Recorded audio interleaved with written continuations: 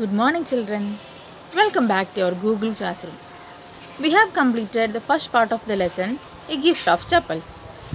Most of the characters are already introduced. A young girl named Mridu reached her Aunt Rukmani's house with her grandmother Tapi to meet her cousins Ravi, Meena, and Lali. There she saw a kitten named Mahendran. Her cousin Ravi explained the matters about Mahendran. At that time, they heard a strange voice. What was that? Yes, it was Lally's attempts while playing the violin. She was learning violin at that time. And how her music master plays the violin? Her music master plays the violin in a smooth manner. At the same time, Lally plays the violin like derailing of the train. That means completely going off track. This is the first part. Let's start the second part of the lesson. When they heard the sound, they went and peeped into the room to see what Lally was doing inside. Lally was sitting a little distance away, holding her violin and bowstring. Her elbows were jutting out and her eyes glazed with concentration. Jutting out means while playing the violin, we have to hold the violin with our hand. Then we have to use the bowstring like this. So while moving this, we have to keep our elbow little bit upwards. That is known as little jutting out. And her eyes glazed with concentration. That means she was concentrating in the lesson. Mridu looked at Lally from the opposite side. That means if this is the window, Mridu was looking at Lally. So Lally was facing Mridu. Her music master was sitting in front of Lally. Now the description of the music master. He was a bony figure. Bony figure. Bony means thin person. He was not a fatty person. He was a thin person. And he had a mostly bald headed with a fringe of oiled hair around his ears and an old-fashioned tuft. Bald headed means head without hair. It was almost bald. Then fringe means there was a border like thing around our ears. So this is known as the fringe of hair around the ears.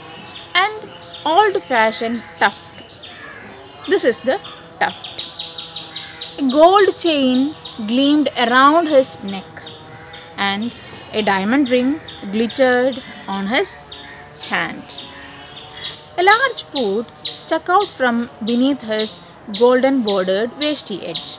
Vesti means dhoti. He wore a golden bordered dhoti. So from there we could see a large foot, and he was beating time on the floor with his scrawny big toe. Scrawny means thin. That means he was calculating the rhythm. The music master played a few notes beautifully. Lally again and again made errors. Actually, she was struggling hard to play the notes. Already Ravi compared the music master and Lally. How did he compare? He told the music master plays the violin very smoothly, like how a train going on the track in a smooth manner. At the same time, Lally plays the violin like the train derailing, the derailing of the train. That means completely going off track. At that time, they heard a sound. Amma, Amma, oh, who was that? We don't know. Okay, let's find it. Ravi, send that beggar away, cried her mother from the back veranda where she was chatting with Tabi. While she was chatting with Tabi, she heard the sound and she understood it's the beggar. Then Pati said, he has been coming here every day for the past week and it's time he found another house to beg from. Mridu and Meena followed Ravi. The beggar was already in the garden. He was trying to take a short sleep, that means nap. He was trying to take a short sleep under the neem tree. Then Ravi said, my party says it's time you found another house to beg from. After hearing the words of Ravi, the beggar opened his eyes very wide and gazed at the children, at each children, one by one. That means he didn't believe the words. And he told, the ladies of this house are very kind souls. It's because of their generosity I got something to eat. I can't believe they would turn me away. So he didn't believe the words of Ravi. And he again called, Amma, Amma, oh. Rukumani heard his cry and she said, Ravi, tell that beggar there is nothing left in the kitchen and he is no need to come back. Tell him that also. Ravi didn't have to repeat it to the beggar because she said it loudly and the beggar also heard it. He understood everything and he said, I'll go. Only let me have some rest under this neem tree. The sun is so hot, the tar has melted on the road and my feet are already blistered. Blisters means boils or bubbles on the skin. So he showed his feet to the children and there they could see the blisters on his feet. I suppose he doesn't have the money to buy chappals, Mridu whispered to Meena and Ravi. And she said, have you got an old pair in the house somewhere? Then Ravi said, I don't know.